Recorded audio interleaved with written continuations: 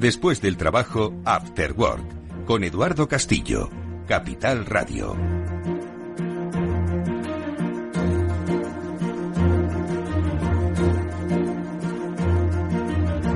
Bueno, nuestra invitada es Sandra Bardón. La vamos a presentar inicialmente como directora del Servicio de Ciberejercicios en la United Nations International Computing Center. Sandra, ¿qué tal? Muy buenas tardes. Muy buenas tardes.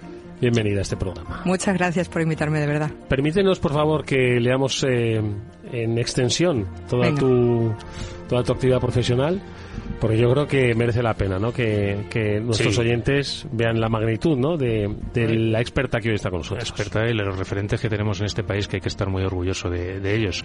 Pues empezando por el principio, como dices, fue investigadora del área técnica del Centro de Experiencia en Cooperación y Ciberdefensa de la OTAN, formó parte del Mando Conjunto del Ciberespacio desde su creación.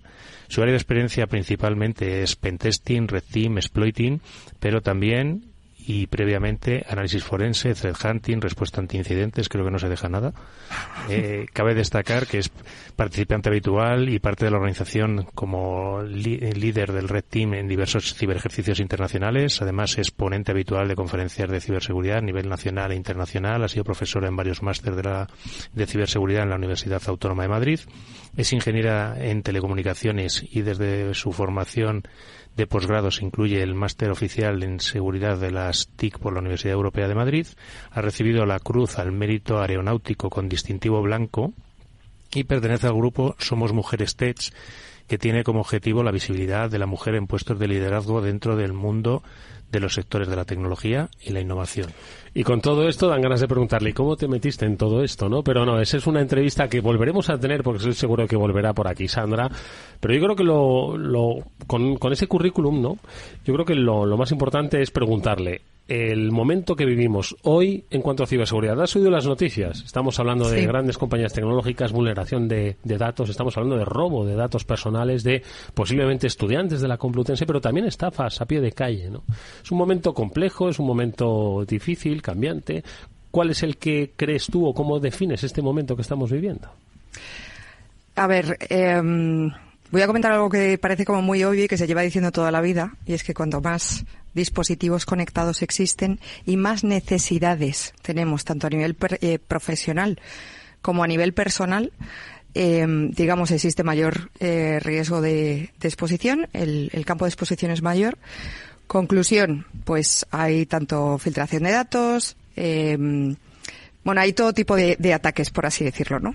Entonces, por ejemplo, dentro de Naciones Unidas, cuando yo he viajado a Estonia, no este año, sino el año pasado, a hacer uno de los, o participar en uno de los ciberejercicios más grandes y más complejos del mundo, recuerdo que antiguos compañeros de allí, de OTAN, me decían, pero ¿qué haces ahora en Naciones Unidas? ¿Te has vuelto política de un momento a otro? O sea, ¿has ido de pentester y red teamer a política? Bueno, pues no, es que en Naciones Unidas, exactamente igual que en cualquier otra organización o empresa, ya sea más pequeñita tipo pyme o sea una organización o empresa a nivel internacional, también existen dispositivos conectados. Existen, perdonadme si a lo mejor os meto alguna palabra en inglés, porque trabajo en inglés, acabo de tener una reunión en inglés y quizás haya algún palabra que os diga directamente en inglés. Pero bueno, portátiles, tenemos servidores, ya sea on-site o sea en cloud.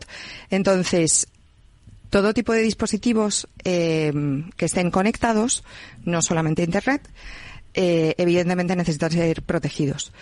¿Por qué necesitan ser protegidos? Porque evidentemente cada vez surgen más vulnerabilidades asociadas a nuevas tecnologías que conviven con tecnologías que son un poco más antiguas y evidentemente pues hay gente que se aprovecha de esas vulnerabilidades e intenta sacar rédito principalmente económico. No, la verdad es que el currículum es impresionante y además la carrera es impresionante. Hablabas de Estonia y ya te hablabas de ejercicios. ¿Cómo son esos ejercicios? Yo creo que muchas veces los oyentes o la propia gente del sector no conoce cómo son estos ejercicios. A mí me hace especial ilusión hablar de los ejercicios y me hace gracia, entre comillas, hablar de eso hoy en día, porque digamos que están muy presentes no solamente aquí en España, sino en todos los países. Pero yo recuerdo cuando me inicié en diseñar, planificar todo este tipo de ejercicios, que fue allá por 2011, si no recuerdo mal, en el que yo entré directamente al Ministerio de Defensa, Y bueno, me comentaron que tenía que hacer ejercicios tanto de análisis forense como de hacking. Y yo la verdad que no tenía mucha idea, las cosas como son. Pero dije, me tengo que formar de alguna manera. Y recuerdo que hacía los CTFs, los Capture the Flag, que al final son como ejercicios muy chiquititos, ¿no? Donde tienes que encontrar un objetivo en concreto. Y lo hacía el de SANS, que recuerdo que todavía se sigue haciendo una especial de Navidades. Yo me los hacía absolutamente todos. Empecé a iniciarme con estos juegos, por así decirlo, de CTFs. Mis ratos libres por las noches y demás. También el del DoD, del Departamento de Defensa de Estados Unidos, hice unos cuantos y poco a poco fui yo construyendo ejercicios, digamos, para que el resto participara. En este caso, pues todo el Ministerio de Defensa, en tanto tierra, armada y aire. Y poco a poco me fui involucrando, precisamente, yo participé 2 años, que esto hay poca gente que lo conoce, pero yo estuve participando en LOXIL, que es el ejercicio que comentábamos, que es el más complejo y el más grande que existe en el mundo desde sus inicios y a día de hoy sigue siendo así. Y ahora os comentaré un poquito en cifras para que entendáis la magnitud de todo esto. Pero yo empecé participando como Blue Team defendiendo a España. Lo que pasa que luego me fui al otro lado y tengo que decir que para mí por lo menos es mucho más divertido, pero requiere muchísima preparación, requiere mucho trabajo anterior, o sea, no es algo que se vaya uno a Estonia, esté durante 2 días y ya está. Pero bueno, por contaros un poco la magnitud, este ejercicio es un ejercicio de Red Team Blue Team, es decir, el público objetivo, que esto es algo que muchas veces se nos olvida. ¿Para quién está dirigido este ejercicio? Es para los Blue Team, es decir, para los que defienden. El ejercicio está pensado para tener varios Blue Team, con hasta un máximo, creo que ha habido hasta este año, de 24 diferentes equipos que compiten entre ellos, ¿no? Compiten entre ellos teniendo que defender pues una cantidad ingente de servidores, distintos tipos de tecnologías, sistemas de control industrial, por ejemplo, subestaciones eléctricas. En otros años ha habido también sistemas de purificación de agua, simulando exactamente lo mismo que nos encontraríamos en la vida real, ¿no? Esto al final es para preparar a todas las personas que defienden, digamos, un país en caso de que exista un incidente de gran magnitud. Y también lo que se busca es la colaboración entre distintas entidades aquí a nivel nacional, por ejemplo, tanto público como privada. Desde aquí, desde España, quien lo dirige y representa, digamos, a España es el Mando Conjunto de Ciberespacio, que este año han sido alianzas de varios países. Y creo, bueno, tengo certeza de que efectivamente ha contado también con personas de empresas privadas. Me parece primordial todo este tipo de cosas. Pero desde la parte de la organización, por otro lado, estamos el Red Team, que somos los que atacamos todas las infraestructuras de las que son responsables de defender cada uno de los equipos del Blue Team. Para que os hagáis una idea, 40.000 personas somos las que hemos participado de todo el mundo. Los equipos de Blue Team desde sus naciones y el resto de equipos que formamos parte de la organización desde Estonia, en Tallinn, concretamente. Y bueno, luego hay un montón de equipos adicionales, pero me podría tirar toda la tarde, mañana, pasado y demás, hablando de todo esto. Está el Green Team, el White Team, el Yellow Team, y además existen una serie de tracks paralelos, porque lo que se requiere o lo que se quiere es cubrir absolutamente no solamente a nivel técnico y a nivel operativo, sino también a nivel estratégico y a nivel legal. ¿Qué consecuencias legales tendrían si un país es atacado por otro? Perdona que le pregunte una cosa, Sandra. Alguien nos está escuchando y está oyendo hablar de Red Team, Blue Team, de ejercicios, de equipos, y entonces muchos están preguntando, pero vale, está muy bien, están preparando un escenario, pero que me sigue sonando de ciencia ficción, igual es lo que está pensando. O sea, realmente algunos de los que nos están escuchando bueno, la idea es que no sientan la amenaza, ¿no? Que para eso se están entrenando, ¿no? Pero para que no les suene tanto a ciencia ficción, ¿este escenario se puede producir pasado mañana? y ayer y hoy y ahora mismo. O sea, es decir, es cierto que las organizaciones o las empresas que invierten, digamos, más dinero o más capital precisamente en ciberseguridad, sí que es verdad que van a estar mejor protegidos, pero en ningún caso van a estar totalmente protegidos. De hecho, hay distintos tipos de ataques basado en si tú eres un claro objetivo o si formas parte, digamos, del mar. ¿Vale? Madre mía. Sí. Entonces, dependiendo de si eres un objetivo, evidentemente deberías invertir bastante en ciberseguridad, pero eso no es una garantía absoluta de que no vas a ser atacado, porque siempre existe algún resquicio, siempre, ya sea a nivel tecnológico o a nivel humano, incluso. Es interesantísimo, Sandra, porque lo que nos estás contando es los ciberejércitos, por así decirlo, ¿no? De todo el mundo que se están entrenando para intentar evitar, para fortalecerse, ¿no? Porque al final el mejor entrenamiento es es probar, atacar, defender y ponerse en esa piel. Y ahora que estabas diciendo que claro, que al 100% no podemos protegerlo todo, ¿también entrenáis la respuesta de alguna manera está en ese ejercicio de, oye, ha pasado esto, a ver cómo reacciono? A ver, en este ejercicio, por ejemplo, lo que no se entrena es una respuesta, digamos, activa y proporcional. Pero sí que existen otros ejercicios que son precisamente para eso. De hecho, hay uno que yo he participado muchos años desde el principio, se llama Crosswords, y es en el que se entrena de manera muy potente a los red teamers. Es decir, para ofrecer esa respuesta legítima y proporcional en el tiempo. Es importante recalcar esto porque, aunque no existe, digamos, un marco común legal en el que, internacional, digamos, en el que cuando uno es atacado, ¿cómo debería atacar? Porque antes esta palabra, digamos, a nivel OTAN y a nivel del Ministerio de Defensa de aquí y de todos los países en general, estaba como un poco vetada, pero a día de hoy es algo de lo que claramente se puede hablar y de lo que evidentemente es una respuesta. Eso también se entrena. Y se entrena todos los años, no recuerdo exactamente el mes en el que se hace, pero se hace en Estonia también y lo organiza el CCDCOE, el Centro de Excelencia en Cooperación y Ciberdefensa de la OTAN, donde yo trabajé 3 años, y los mejores de ahí pueden llegar a formar parte del Red Team de Lockshield, que era el que comentábamos previamente. Porque más o menos, haciendo una media, creo que este año han sido 18 equipos, y normalmente los Blue Teams, los 18 Blue Teams, están formados por unas 250 personas. Más o menos, ¿cuánta gente creéis que formamos parte del Red Team? Antes has dicho 40.000, no sé si mira esa. Y tengo más de memoria. Pues somos muy poquitos. Somos alrededor de 80, 100 personas. Tenemos que hacer malabares para, digamos, poner un poco en jaque, ¿no? En realidad lo que estamos es emulando o simulando ser cibercriminales. Claro. Y para ello nos tenemos que preparar exactamente igual. O sea, es decir, estar a la última en técnicas, a la última en estrategia, evasión, no solamente antivirus, como era algo anterior, sino que a día de hoy a nivel de DRs, y sudamos la gota gorda bastante, la verdad. Porque la parte defensiva, normalmente, el equipo que está de Blue Team usa las tecnologías habituales que usa cualquier empresa en la parte de defensa, ¿no? Correcto, sí, exacto. O sea, es decir, ellos tienen todo, absolutamente casi todo, está virtualizado y todos los equipos, todos los Blue Team disponen de exactamente la misma infraestructura, pero luego ellos pueden tomar una serie de decisiones, ya sea previamente o ya sea durante la ejecución del ejercicio, pues vamos a meter Splunk, vamos a meter CrowdStrike, vamos a meter cualquier tecnología que ellos consideren importante para protegerse mejor, ¿no? También es súper importante la colaboración entre ellos.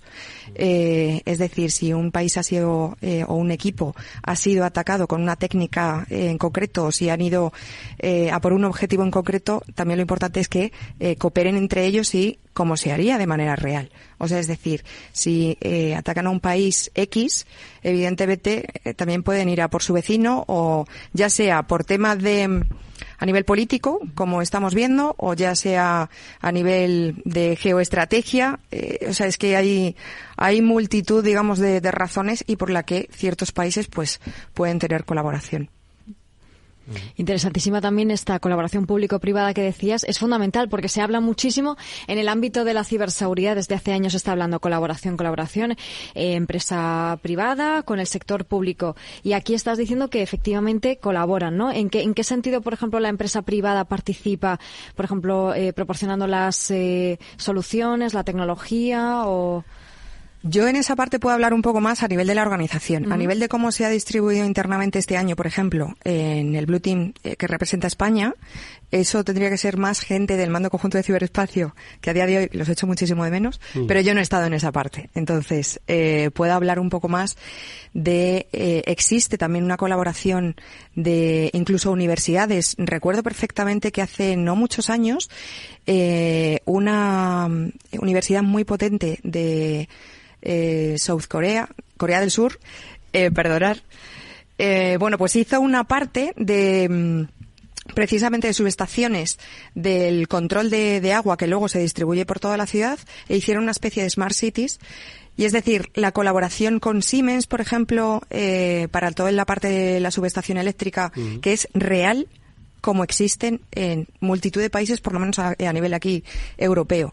Exactamente, con los mismos protocolos, mismas tecnologías, mismos dispositivos, absolutamente todo igual. Es decir, la infraestructura que se encuentra en los participantes es exactamente la misma y, digamos, con las últimas tecnologías que cualquiera podría encontrarse en cualquier empresa o en cualquier organización, ¿no?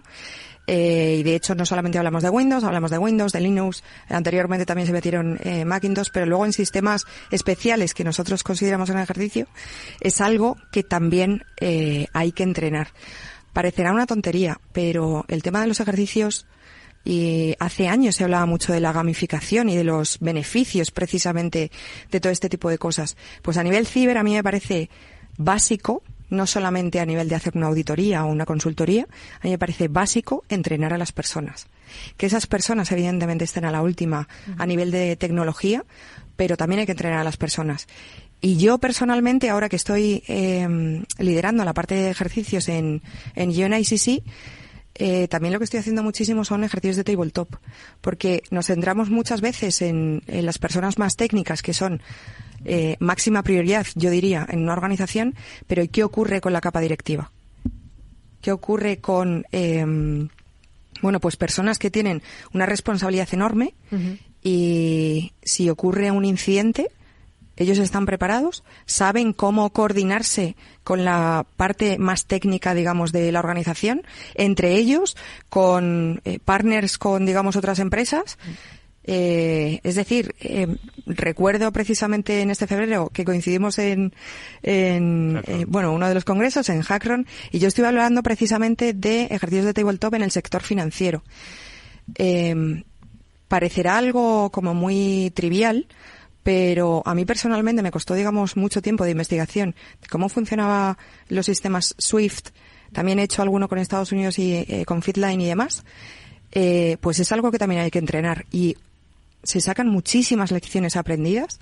Por ejemplo, una de las entidades a las que hicimos varios ejercicios de tabletop con ellos, lo que sí puedo decir es que una de las lecciones aprendidas que sacamos de ahí, entre otras muchísimas, como actualización de procedimientos y demás, es que el router de conexión VPN al sistema SWIFT, a todo el backbone de SWIFT de todos los bancos de todo el mundo, se dirige directamente por SWIFT. Pero la gente no tenía, el personal no tenía identificado la persona a la que contactar en caso de un incidente para alertar de todo este tipo de cosas. Parecerá una nimiedad, pero el simplemente tener un punto de contacto súper identificado, tenerlo en tus procedimientos para que no, dado un incidente, cada segundo es importante. Y no podemos perder tiempo en decir, ¿a quién tenemos que llamar? ¿No? Entonces, se sacan muchísimas lecciones aprendidas y eso es algo que hay que estar continuamente entrenando, ¿no? Entonces, no es solamente a nivel de dispositivos, también son súper importantes las personas. Oye, de las personas, vamos a hablar de las personas que están al otro lado, las han definido aquí muy bien. sobre esas organizaciones que son prácticamente calcadas a las organizaciones legales, legítimas, ¿no? Con sus estructuras, con sus encargos. ¿Qué es lo que te llama la atención de los que están enfrente y quieren sacar ese rédito económico? Parece político a veces, pero en realidad siempre es económico. Bueno, hay distintos intereses. Lo que pasa que yo, personalmente, por mi profesión actual, no puedo entrar, digamos, mucho en detalle todo ese tipo de cosas. Pero sí que es verdad que existen, digamos, organizaciones criminales perfectamente diseñadas, organizadas. Generalmente es una estructura piramidal en la que, digamos, la capa directiva, que también existe, es que es alucinante. Y sobre todo ahora lo estamos viendo con tipos como Ransomware as a Service, ¿no? Lo tienen perfectamente procedimentado, incluso diría, y tienen hasta departamentos de helpdesk. O sea, es que es como una empresa. Atención al cliente. Totalmente. Bueno, cliente, atención a la víctima. Exacto. Pero son además, son perfeccionistas, digamos, en toda la parte de ingeniería social. Es increíble, es alucinante. De hecho, nosotros en Naciones Unidas es algo que nos preocupa de sobremanera, porque también es algo que nos afecta y nos puede afectar. Entonces, creo que toda organización debería tener al menos definido un marco para hacer frente a este tipo de ataques, ¿no? Ya no estamos hablando de un simple ransom, que en la Dark podemos encontrar a lo mejor la clave porque, ha habido ciertas filtraciones y demás, pero es que con este nuevo tipo de ransomware as a service estamos viendo que son organizaciones perfectamente coordinadas y que da igual que el FBI, por ejemplo, haya tirado abajo, o ellos creen que han tirado abajo absolutamente toda la organización, porque enseguida se han vuelto a levantar y han vuelto a dar, es que siguen exactamente igual. Hay distintos grupos, hay multitud de grupos, y de hecho de esto, gente que ahora se dedique a la parte de ciberinteligencia puede hablar mucho mejor de esto que yo, pero estos grupos tan potentes siguen operando exactamente igual. Y la verdad es que la parte de los tabletop es una de las partes, yo creo, más interesantes de estos ejercicios para que la gente vaya aprendiendo. También me llama mucho la atención y te quiero preguntar, pues seguro que hay muchos oyentes que les apasiona la parte del Red Team y quieren saber cómo se llega hasta donde llega Sandra. Cuéntanos un poquito, aparte de recomendarles inglés, que es básico porque si no, ciberseguridad, cuando me preguntan alguna vez ya de, oye, ¿qué conocimiento necesito? Inglés, luego ya el resto. Totalmente. ¿Cómo se llega a hacer todas estas cosas de ciber, aparte de muchos ejercicios y mucho tiempo por las noches? ¿Qué te tiene que motivar? Pues ser una persona muy curiosa, diría yo, y no quedarte con lo primero que te pueda decir una persona, un recurso en Internet o un libro que leas. Es cierto que a día de hoy hay información por doquier en todos los sitios. Yo cuando empecé, digamos, la información estaba bastante más restringida, por así decirlo, porque no existía, no es que estuviera restringida. Yo recuerdo empezar con aquellos vídeos de SecurityTube de indios hablando en inglés, sí. Que yo creo que todo el mundo alguna vez los hemos visto. Sí. Pues eran muy buenos, pero a mí digamos, esa curiosidad o ese quiero saber más y quiero saber siempre el porqué de las cosas me llevaba a lo que digo siempre. Está muy bien leer libros y hay que leerlos. Está muy bien ver recursos en Internet, ya sea en formato vídeo, ya sea, en retransmisiones online, ya sea escuchando programas de radio. Me da igual cuál sea la manera de consumir información, pero tienes que practicar. Es decir, remángate y alguno diría, es que no tengo muchos recursos. Bueno, pues como casi todo el mundo, ¿no? En el momento en el que tienes acceso a un ordenador, te puedes crear una infraestructura virtual con VMware, con la tecnología de virtualización que tú consideres, ¿no? Pero yo así empecé, creándome mis laboratorios en el portátil y yo me lo llevaba a todos los sitios. Y evidentemente a la primera no te va a salir, ni a la segunda, ni a la tercera. Y habrá momentos en los que quieras tirar el portátil por la ventana, porque a mí me ha pasado. Y me sigue pasando, vaya. Y esta lo tirarás. Pero digamos, tampoco rendirte, ¿no? Y sí, es verdad que está muy de moda toda la parte del red teaming y pentesting, que ahora todo el mundo es red teamer, pero a mí me gustaría recalcar o diferenciar muy bien cuál es la labor de un pentester y cuál es la labor de un red teamer, ¿no? haciendo pentesting, al final... Cuéntanos cuál es la diferencia entre uno y otro. Para mí, vaya. Sí. Mi opinión personal. Yo que he estado, digamos, en los dos ámbitos, la parte de pentesting al final es un cliente te solicita hacer una auditoría. Un pentesting no es más que una auditoría dentro de la parte técnica, y uno puede llegar hasta lo que el cliente decida. Es decir, siempre tiene que haber un marco en el que se desarrollen las reglas, por así decirlo, de la auditoría, hasta dónde uno puede llegar. Puede ser simplemente identificación de vulnerabilidades o puede ser incluso la explotación de vulnerabilidades. Siempre, evidentemente, tiene que terminar con un informe en el que no vamos a hablar mucho del informe, pero hay que hacer el informe. Y ahí nos quedamos en un pentesting. En una parte de red teaming no solamente evaluamos las tecnologías, también, digamos, lo que intentamos es identificar las posibles vulnerabilidades que pueden existir en las personas, ya sea por la condición humana o ya sea por utilización de esas tecnologías. Generalmente es algo que no se suele avisar, solamente, digamos, a la persona o el departamento que ha decidido realizar ese tipo de ejercicio, y el resto de la organización no está al tanto de estas actividades, ¿no? Entonces, se simula lo más posible la realidad. En caso de que un criminal o un grupo de cibercriminales, ya sean de manera organizada o no, pues ataquen tu organización. Y puede ser, evidentemente, también con intrusiones físicas, haciéndote pasar por...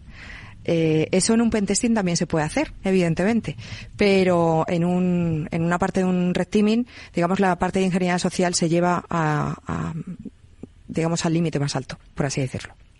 Oye, cuando una empresa decide que es momento de hacer un pentesting o un ejercicio de red team en su estructura, porque lo he oído en un programa de radio. Debería planteárselo al menos una vez al año. Bueno, debería hacerlo al menos una vez al año. O es más, para ser, digamos, políticamente correctos, diría, de manera interna habría que hacerlo todos los años y de manera externa al menos cada 2 años. Eso es también lo que establece un poco la normativa, ¿no? Igual que hacemos, o todo el mundo debería tener un programa de análisis de vulnerabilidades en su organización, también es necesario hacer este tipo de auditorías en forma de pentesting o hacer ejercicios de red teaming. También hay parte que se hacen ejercicios de purple teaming. Es decir, se testea tanto al Blue Team como al Red Team, porque hay veces que se tiene, digamos, a ese equipo de pentesting dentro de la organización y todos aprenden los unos de los otros. Es decir, se hacen una serie de briefings en los que todos los días se dice cómo hemos atacado el día anterior y ellos explican cómo han defendido el día anterior, ¿no? Y los ejercicios de tabletop, por ejemplo, es algo que se debería hacer todos los años también. Es decir, para nosotros ahora todo el mundo tiene un SOC, ¿no? O todo el mundo, más o menos, todas las empresas, tienen un SOC, ya sea de manera interna o de manera externalizada. Hay una serie de departamentos que están como muy, muy claros definidos y ya todo el mundo lo tiene asentado, ¿no? Uh-huh. De el hacer auditorías de ese 27001, hacer un SGSI, cumplimiento normativo, etcétera, etcétera, etcétera. Y ya, digamos, está como muy presente, o sea, ya es by default. Es decir, ya es algo que se tiene sí o sí. Pues espero que de aquí en adelante ya sea el by default también en casi todas las organizaciones o todas las grandes empresas al menos, pues ejecuten, no solamente se planteen, tanto auditorías pentesting como ejercicios de red teaming y o purple teaming, además de tabletop. Ahí tenéis la respuesta, los que nos estáis escuchando. Y además bien clara, ¿no? Sí, porque decías que hay que definir, ¿no? Porque tienes que tener claro lo que tienes que hacer y luego pues tienes que ponerte este calendario y tienes que saber un poco por dónde ir. Y me ha resultado muy interesante porque hay que testar la tecnología o hay que poner a prueba la tecnología y hay que poner a prueba las personas. Que las Correcto. Personas, lo que solemos decir es lo del eslabón más débil, que a mí no me gusta mucho, ¿no? Me gusta decir que las personas podemos ser el último, la última defensa de la ciberseguridad, ¿no? ¿Por qué no verlo al revés? Que yo creo que es un poco lo que estabas diciendo, ¿no? La última o incluso la primera. Porque, de hecho, simplemente una persona con que te llame al trabajo, Exacto. estamos hablando en el entorno profesional, Sí. y intente iniciar una campaña de phishing, puede ser precisamente por teléfono obteniendo ciertos datos. A lo mejor somos también esa primera línea de defensa y no Eso tanto es. la última, ¿no? Sí. Estamos presentes, digamos, en cualquier fase de un posible ataque.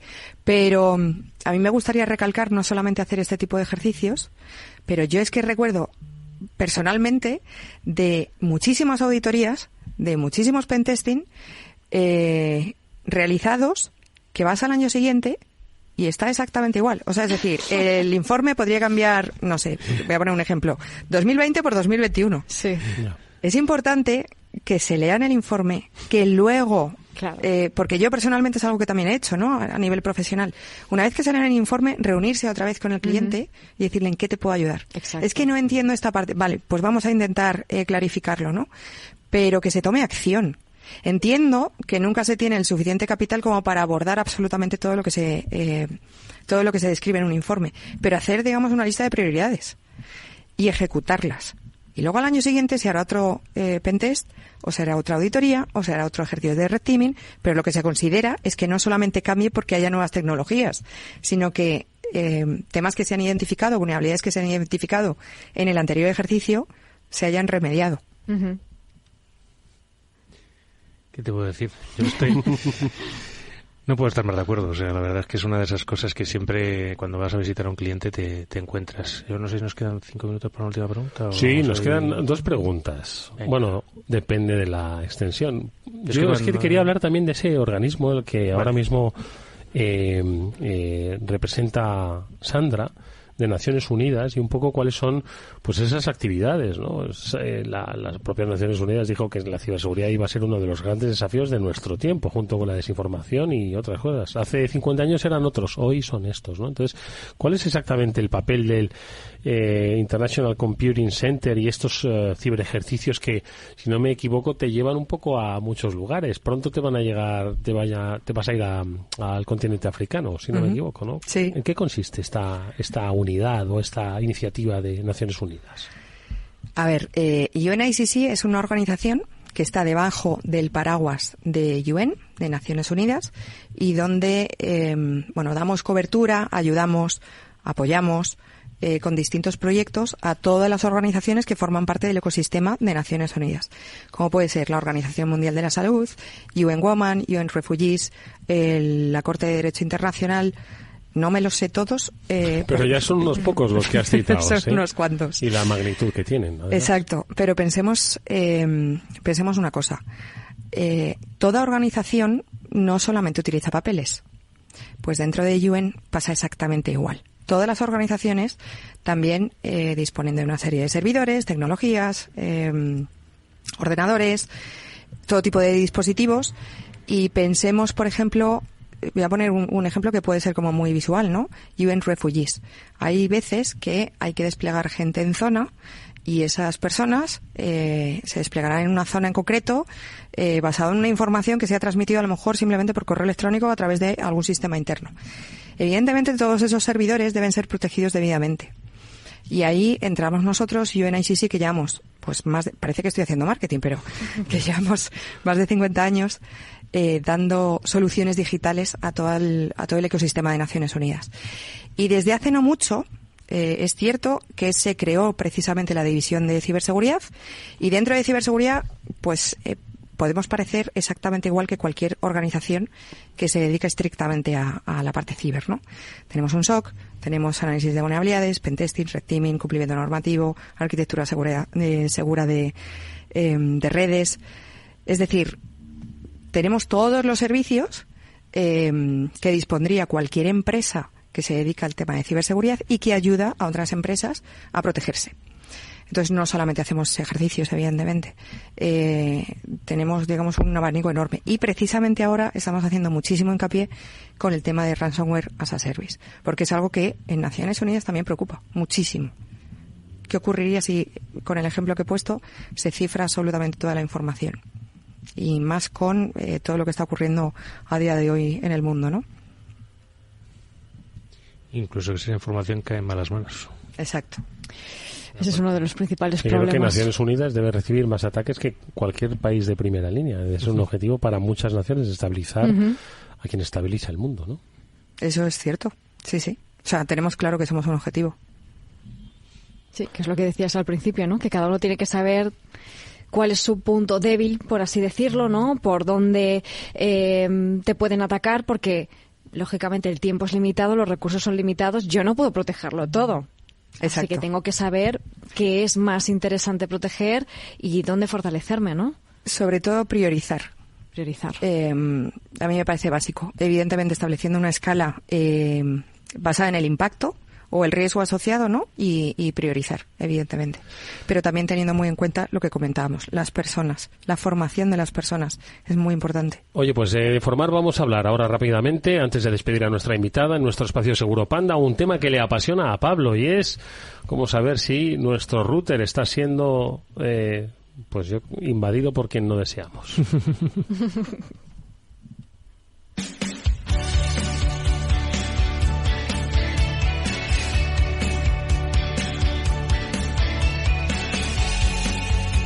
Bueno, pues hoy en el espacio Seguro Panda, ¿cómo detectar si tu router, lo explicasteis un día, además con pelos y señales, pero se me ha olvidado, ¿qué nos recomienda Panda? Bueno, pues primero ver un poco las típicas cosas que nos hacen levantar la ceja. Oye, pues velocidad de navegación baja, actividad sospechosa, redirecciones que van a sitios donde no has ido, descargas desconocidas, falsas notificaciones de un antivirus, cosas así que te hagan sospechar pues que tu comunicación está siendo intervenida y no es lo que tradicionalmente has estado viendo. A partir de ahí, bueno, pues como siempre, pues es importante tener actualizado nuestro router, que siempre es algo que tenemos ahí abandonado, ¿verdad, Eduardo? Lo tienes en la parte de la esquina de casa cogiendo polvo, sí. Ahí hay que decir que es cierto que algunos fabricantes, algunos proveedores de internet están haciendo trabajo para que esto no sea algo que no tengan que hacer los usuarios, sino que hagan ellos directamente. Y bueno, pues siempre estar con la sospecha de tener con la mosca tras la oreja, que decimos. Claro, no hay que subestimar a estos aparatos que, como decía Edu, ¿no? Pues aparecen en casa, en la oficina, donde sea, se dejan en una esquina y detrás del televisor o donde sea y nos olvidamos de ellos. Pues hay que tratarlos con un poco más de mimo y sobre todo, pues esas configuraciones básicas al principio que oye, mira, si son unos minutos, no es para tanto, si no sabes hacerlo, puedes llamar a la compañía que te eche una mano y si no te echan una mano, hay millones de tutoriales en internet para cambiar la contraseña, cambiar el acceso, todo. Vuestra recomendación es eso, que por lo menos se lo pregunten a partir de hoy, ¿no? Exacto. Bueno, pidan ayuda si no saben hacerlo, ya está. Bueno, mira, la semana que viene estará con nosotros Hervé Lambert, así que se lo preguntamos a él si os parece, Buena ¿vale? idea. Buena idea. Ya que le han propuesto que nos pensemos si nuestro router está así un poco intervenido, pues que Hervé nos dé las pistas. Nos va a dar buenos consejos. Vamos a ir cerrando nuestro programa, venga. Y lo hacemos agradeciéndole a nuestra invitada, Sandra Bardón, que nos haya acompañado en un fascinante itinerario sobre cómo se preparan pues frente a los escenarios desafíos del futuro, Mónica. Frente a todo, porque es que hoy en día no podemos olvidar que el entorno digital, el mundo digital es todo lo que estamos viviendo. Lo decía al principio, ¿no? Es que cada vez más conectados, cada vez con más aparatos, organizaciones, empresas, y al final nos afecta a los ciudadanos, así que gracias por vuestra labor, porque nos estáis protegiendo directísimamente, la verdad. No, y tenemos la suerte pues eso, que nos acompañe gente que sabe de tanto como Sandra, que es Red Team, Forense, Blue Team. Creo que no ha habido especialidad por la que no haya pasado y me he quedado con ganas de hablar de la parte de ingeniería social, que seguro teníamos ahí alguna cosilla que divertirnos, pero es para la próxima. Bueno, pues sí, cuando he hablado que los Red Team también incluyen la parte física, la parte espacial, que se te cuela alguien en la empresa, además se te va a colar y te va a engañar.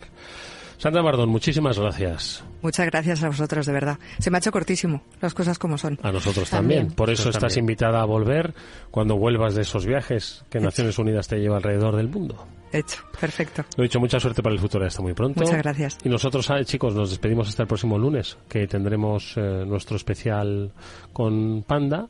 Y el próximo, ojo, que os vamos a dar buena información, ¿eh? Cosa también divertida también y de que lo público también trabaja mucho en seguridad, como nos ha enseñado exactamente, Sandra. En ciudades como Madrid, que es un entorno apasionante pero interesantísimo para proteger. Lo contaremos en próximos programas. Venga, nosotros nos despedimos. Gracias, Pablo. Gracias, Mónica. A ti, y volvemos mañana a 19 horas en la sintonía Capital Radio con Jorge Zumeta, cerrando técnicamente el programa. Adiós.